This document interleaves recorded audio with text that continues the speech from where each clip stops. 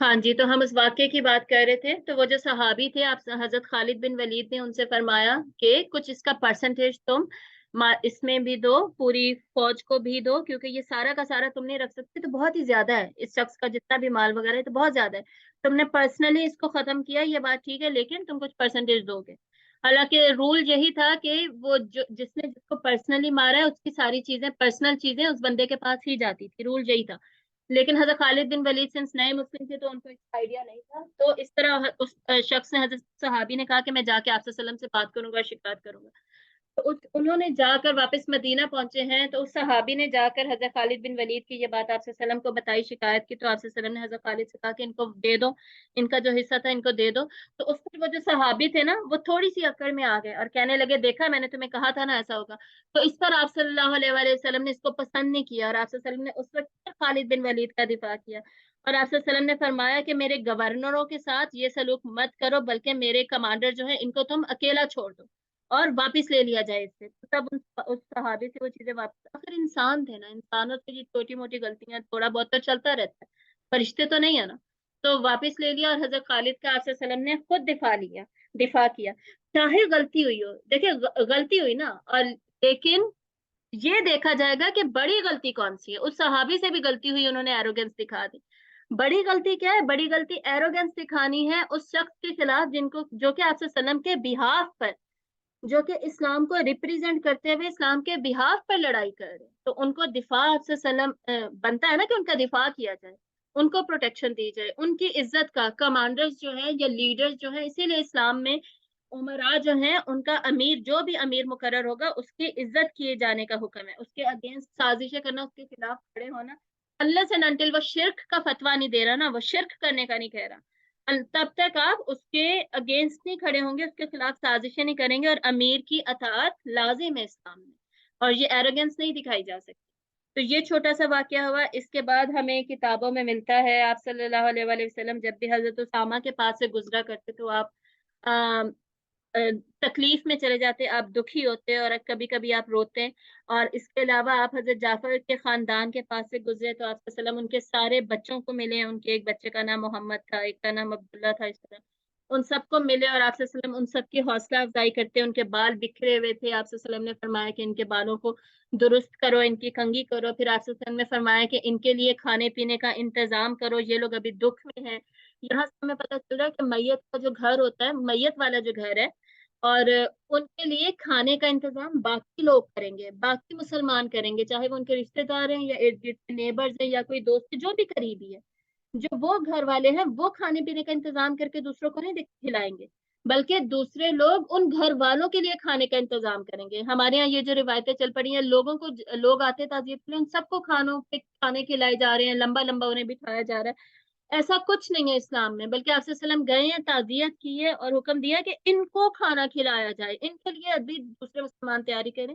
और आप सल्लम ने उन सबकी हौसला अफजाई की है, सबकी तारीफ की है, और आप सल्लम ने बताया कि मैं जाफर को देखता हूँ कि वो जन्नत में परों के साथ उड़ रहे हैं, अल्लाह ने उनके बाजुओं की जगह उनको पर दे दिए हैं। और यानी हमें भी फिर मैयत वाले घर में जाके क्या करना चाहिए?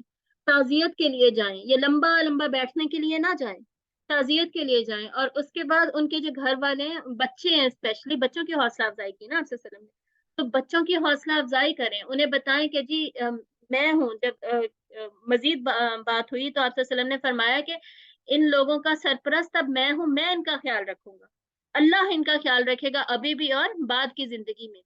तो उनको इस तरीके से अच्छे अच्छे अल्फाज कहकर यतीमों की मदद की जाए, उनकी उनकी हौसला अफजाई बेसिकली किया जाए, इमोशनली उन्हें सपोर्ट किया जाए, अगर उन्हें फाइनेंशियली किसी मदद की जरूरत है वो की जाए, उनके लिए खाने पीने का इंतजाम किया जाए, बजाय ये कि हम मैयत के घरों में जाकर जो हम खाने पीने लग जाते हैं, और ज्यादा लंबी लंबी देर जो हम लोग बैठते हैं खानों का इंतजार, चाहे वो रोक रहे हो, आप उठ जाए, आप उन्हें कह दें कि नहीं जी मुनासिब नहीं लगता, ये ना भी खाएं, क्योंकि कभी कभी ये कहना अच्छा नहीं लगता। तो अभी 3-4 दिन पहले मैं भी एक डेथ पे गई थी, ये मैंने नहीं कहा, लेकिन मैंने उन्हें ये कहा था कि नहीं, खाने पीने की जरूरत नहीं है, बस मैं चलती हूँ और मैं कल दोबारा आ जाऊंगी। तो मैं उठ गई थी, चली गई थी, मैं कल दोबारा चली गई, अगले दिन भी मैंने नहीं खाना खाया और फिर मैं उठ गई। तो इतना तो इंसान कर सकता है कि इस प्रैक्टिस को आप डिस्करेज कीजिए, कि मैयत के घर में जो कि ऑलरेडी अफसरदा है, अफसोस में, वो बेचारे खाने भी खिला रहे हैं, और खाने खिला रहे हो, लोग खानों पे एतराज भी कर रहे हैं कि जी ये अच्छा नहीं बना, ये वैसा नहीं बना, ये कम है, ये ज्यादा है। तैयार हो के लोग आ रहे हैं, अजीब अजीब चीजें रस्में हमारे यहाँ चल रही होती हैं। और लोग जो हैं जिनके घर मैयत होती है, वो भी इस बात को जी बड़े ऑनर की बात समझते हैं कि जी नहीं जी, हमारा जो फौत हुआ था उसके मेहमान आ रहे हैं, हम उन्हें खाना खिलाएंगे।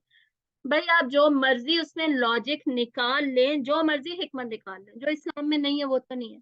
अल्लाह के रसूल ने तो ऐसा हुक्म नहीं दिया। जो अल्लाह के रसूल ने हुक्म दिया है आप प्लीज उसके मुताबिक करना। ये कोई नामुमकिन नहीं है, हमारे सारे खानदान में ऐसा ही होता है। कोई मैयत वाले घर वाले खानों का इंतजाम नहीं करते, बल्कि जो बाकी इर्द गिर्द रिश्तेदार होते हैं, जब नेबर्स होते हैं, वो सब उनके लिए इंतजाम करते हैं। ठीक है, तो ये पॉसिबिलिटी है। इन चीजों को बिला वजह हमने बिगाड़ा हुआ है। ये बहुत बड़े लेसन है जो कि हमें इस गजवा से मिल रहे हैं। और सबसे बड़ा लेसन हमें क्या मिल रहा है यहाँ पर? दुखी होना, गमजदा होना। अगर कोई इंसान गमजदा है, किसी बात पर दुखी है, तो किसी की डेथ पर दुखी है, 3 दिन तक ये सारे के सारे दुख जायज हैं। उसके बाद आपने अपनी जिंदगी में चले जाना है। और दुखी तो आप फिर भी हो सकते हैं, रो तो आप फिर भी सकते हैं, लेकिन आपकी जो मकसद हयात है, जिन कामों में आप लगे हुए थे, वो डिस्टर्ब नहीं होने चाहिए। आप अपने कामों को दोबारा से ज्वाइन कीजिए और अपने मकसद पर दोबारा ही लग जाइए। आपका मकसद डिस्टर्ब नहीं हो जाना चाहिए। अब तो मुझसे पढ़ाई नहीं की जा रही, अब मैं पेपर कैसे दूं, फलां की डेथ हो गई थी, या ये हो गया था, वो हो गया था, अब मैं तबलीग कैसे करूं, अब मैं कैसे क्लास लूं, कैसे पढ़ाऊं। हम तो सब डिस्टर्ब कर देते हैं, डिस्टर्ब नहीं होना चाहिए। दूसरा, जब इंसान गमजदा होता है तो वो रोता है, वो तकलीफ में जाता है, तो रोना, तकलीफ महसूस करना, ये कम ईमान की निशानी नहीं है। इंसान, इसी को हम डिप्रेशन एंजाइटी कहते हैं ना। लेकिन डिप्रेशन डिप्रेशन तो खैर एंजाइटी और ये स्ट्रेस, ये सारा कुछ तो अलबत्ता दुख, तकलीफ और गमजदा को ही कहा जाता है। लेकिन ये जो पीटीएसडी होता है, पोस्ट ट्रॉमा डिप्रेशन, जो चला जाता है, वो अलबत्ता एक लॉन्ग स्टेट है। और ट्रॉमा क्या होता है? ट्रॉमा होता है बेसिकली जो सीरीज ऑफ इंसिडेंट्स होते हैं, सेम इंसिडेंट्स बहुत डिफरेंट भी हो, लेकिन एक शख्स के साथ बहुत ज्यादा इंसिडेंट्स हो जाते हैं, सीरीज ऑफ इंसिडेंट्स होते हैं, जो कि उसे एक, उस डिप्रेशन को, सैडनेस को बढ़ा के उसे एक ट्रॉमेटिक स्टेट में ले जाते हैं। ठीक है, तो उसके लिए भी इलाज करवाना, अगर कोई मेंटली इस लेवल पे पहुंच गया है कि वो नहीं अब कुछ कर पा रहा, उसका इलाज कराना, उसमें कोई हर्ज नहीं है।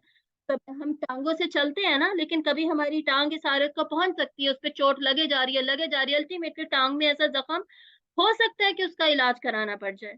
तो इन चीजों को ऐसा नहीं बनाना चाहिए कि नहीं जी तुम तो मुसलमान हो, तुम्हारा तुम्हारा तो ईमान इतना हाई होना चाहिए, तुम्हें फर्क नहीं पड़ना चाहिए चाहे 10,000 दफा तुम्हें मारा गया है, ठीक है, तुम्हें पीटा गया है, तुम पे असर नहीं होना चाहिए। भाई ऐसा थोड़ी होता है। अगर कोई, किसी ने 10 डेथ देख ली हैं, किसी एकदम से इतना बर्डन पड़ गया है, तो जैसे फिजिकली टॉर्चर मिल जाता है, फिजिकली इंसान हर्ट हो जाता है, डॉक्टर पे पास जाना पड़ता है, तो मेंटली अगर इतना ज्यादा टॉर्चर मिल गया, उसे डॉक्टर के पास जाना पड़ जाए, तो इसमें कोई बुरी बात नहीं है। ठीक है? इसका ईमान के साथ कोई ताल्लुक नहीं है। ईमान के होते हुए भी इंसान गमजदा हो सकता है। कुरान मजीद में अल्लाह ताला नहीं कहते ला तहज़न इन्नल्लाह माना, परेशान मत हो, दुखी मत हो, अल्लाह तुम्हारे साथ है। तो यानी दुखी होना जायज है, तो दुख, अल्लाह ताला कह रहे हैं ना कि दुखी मत हो, अल्लाह तुम्हारे साथ, अल्लाह पे तवक्कल करो। तो अल्लाह पर तवक्कल अलबत्ता कभी भी, आज भी करे, दुआ भी करे, अल्लाह पर तवक्कल भी करे। तवक्कल क्या होता है? पूरी कोशिश करें, पूरा इलाज करें, फिर दुआ करें। ठीक है, ये दोनों काम इकट्ठे करें। तो ये सारा कुछ हमने पढ़ लिया, अब आगे चलते हैं। ये सारा वाकया हुआ, ये थी वो गजवा मौता, या जिसे आप जंगे मौता कहें, आप सरिया मौता कहें, जो कि यहाँ पर मुकम्मल होती है। इतनी ही इसकी डिटेल्स हमें मिलती हैं। बहुत अहम बात जो इसके बारे में ये हमें मिलती है, शेख यासिर काजी की सीरा आप लोगों में से बहुत सारों ने सुनी होगी, नहीं भी सुनी हो तो वो उसमें दिखाते हैं, वो खुद बताते हैं कि उन्होंने ये सुना कि ये जो क्रॉनिकल्स ऑफ बेजेंटीन है, ये लिखे थे। इस बंदे का नाम मैं आपको ऑथर का नाम बताती हूँ। ये है, कहाँ लिखा था मैंने ऑथर का नाम, एक सेकेंड, लिखा था मैंने क्या? हाँ, सेंट थियोफेनेस कुछ इस तरह का इसका नाम है। 820 सीई में इसकी डेथ हुई है। ये जो हिस्टोरियंस नहीं होते, हिस्ट्री लिखा करते हैं, तारीख लिखते हैं, मौर्रिख, तो इसकी इन्होंने सुना हुआ था कि इसने किताब में लिखा है ये वाकया अपनी तरफ से भी, कि हाँ ऐसा वाकया हुआ था। हम अपनी तारीख तो लिखते हैं ना, अरबों की तारीख हम पढ़ते हैं जो अरबों ने लिखी, जो मुसलमानों ने लिखी, लेकिन उस तरफ से भी तारीख में कुछ ना कुछ नोट किया गया। उस तरफ से जब ये अरबों के साथ रोमियो का इंटरेक्शन हुआ है, तो इस जंग के बारे में भी उन्होंने लिखा। क्या लिखा, कहाँ कहाँ उनसे मिस्टेक हुई, ये अभी हम पढ़ेंगे। शेख यासिर काजी कहते हैं मुझे भी हैरानी हो रही थी, तो बकायदा इन्होंने किताब ढूंढकर उसका ये पेज प्रिंट किया और वीडियो में बकायदा ये पेज से पढ़ रहे थे, और इस पेज के ऊपर वो बता रहे थे कि क्या लिखा हुआ है कि 623 सीई में, और यही बता रहे थे कि बनता ये 630 सीई है, 623 नहीं बनता, लेकिन जो शमसी साल होता है, सोलर जो ईयर है, उसकी कैलकुलेशन थोड़ी डिफरेंट होती है ना, और जो कमरी ईयर होता है, कमरी साल, उसकी कैलकुलेशन थोड़ी सी आगे पीछे होती है। तो हमारे 630 सी बनता है, उन्होंने 623 लिखा हुआ। और उन्होंने लिखा हुआ था कि हजरत अबू बकर के एरा में ये हुआ है। ये भी शेख यासिर काजी ने बताया कि ये भी उनके एंड पे मिस्टेक है, बल्कि उससे पहले हुआ था। अबू बकर का एरा 11 हिजरी में शुरू हो जाएगा ना, तो ये 8 हिजरी की बात है। इस तरह के मिस्टेक्स उस जमाने में होना कोई इतनी अजूबे की बात नहीं है, हो जाती है मिस्टेक्स, जबकि आपके पास ऐसे नेटवर्क्स नहीं है आजकल के जमाने में, सोशल मीडिया, टीवी, ट्विटर, और फौरन फास्ट इंफॉर्मेशन आपको मिल रही है। ऐसा थोड़ी होता था, ये थोड़ी कि फौरन उन्होंने जंग देखी है या सुना है फौरन लिख लिया। ऐसा थोड़ी है, जाहिर है कुछ अरसे के बाद सुना गया है, बताया गया है, अच्छा इसकी इतनी अहमियत है, इसको तो हमें लिखना चाहिए, ये सारा कुछ हुआ तब लिखा गया। तो थोड़ी बहुत गलतियां तो होती हैं फिर पुराने जमानों में खसूसन। तो एरा ऑफ अबू बकर उन्होंने लिखा, लेकिन हमें पता है कि आपसे सल्लम के जमाने में ये हुआ। और उसने भी लिखा कि जो हिरकल का भाई था, उसने रोमियो के साथ जंग में शामिल हुआ, तो ये हमारी किताबों में भी लिखा है। और उसने लिखा है कि मोहम्मद सल्लल्लाहु अलैहि वसल्लम, उन्होंने 4 अमीर वो मुकर्रर करके आर्मी भेजी, जबकि हमें पता है कि 3 अमीर मुकर्रर किए गए थे, लेकिन उनके मुताबिक वो खालिद बिन वलीद को काउंट कर रहे होंगे या जिस तरह भी। तो उन्होंने इस तरह लिखा, और उन्होंने ये लिखा कि जी एक जासूस ने उन्हें आकर ये बताया कि इस तरह मुसलमान हमले के लिए आ रहे हैं, तो फिर ईसाइयों ने भी आगे से जंग की। और इसमें इसने लिखा कि मुसलमानों की finally the Muslims were helped bye Khalid who was called the gods sword bye them. वो शख्स जिसको कि मुसलमान खुदा की तलवार कह रहे थे, उसने अल्टीमेटली वो मुसलमानों को बचा के ले जाने में कामयाब हो गया।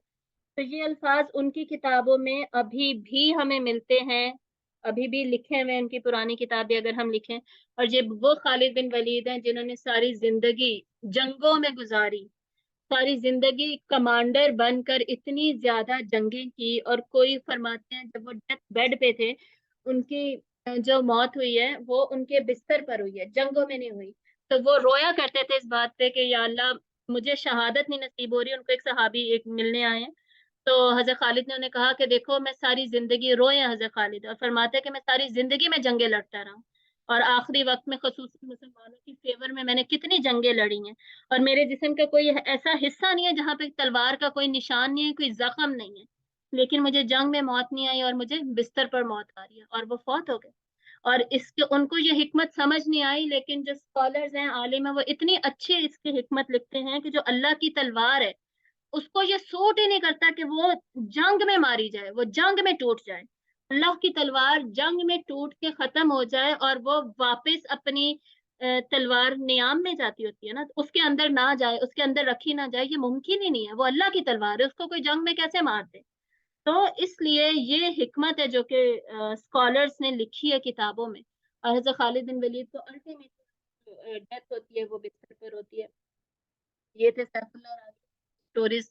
फतेह मक्का में भी हमने इनके बारे में पढ़ना है, और आगे बहुत जगह पर अब इनकी कॉन्ट्रीब्यूशन होंगी, तो इनकी बहुत ज्यादा कॉन्ट्रीब्यूशन अब हम इंशाल्लाह पढ़ेंगे। यहाँ पर हमारी क्लास कंप्लीट होती है। एक छोटा सा वाक्य है जो कि अगली क्लास में पढ़ेंगे, और उस छोटे से वाक्य के बाद हम फिर फतेह मक्का में जाएंगे। थोड़ी सी क्लासेस अब इंशाल्लाह रह गई हैं, इतनी भी थोड़ी नहीं। इसके बाद गजवा हुनैन होगा, ताइफ होगा, फिर गजवा तबूक होगा। गजवा तबूक थोड़ा सा लंबा है, उसमें सूरत तौबा भी शामिल हो जाएगी। उसके बाद अल्टीमेटली फिर आखिरी साल पर आप सल्लम के विसाल वाले साल पर चले जाएंगे। कोशिश करेंगे इंशाल्लाह, देखें रमजान से पहले अल्लाह करे कि हम कंप्लीट कर लें। व आखिर दावाना अनिल हम्दुलिल्लाहि रब्बिल आलमीन। सुब्हानक अल्लाहुम्मा व बिहम्दिका नशहदु अल्ला इलाहा इल्ला अंता नस्तगफिरुका व नतूबु इलैक। अस्सलामु अलैकुम व रहमतुल्लाहि व बरकातुहू।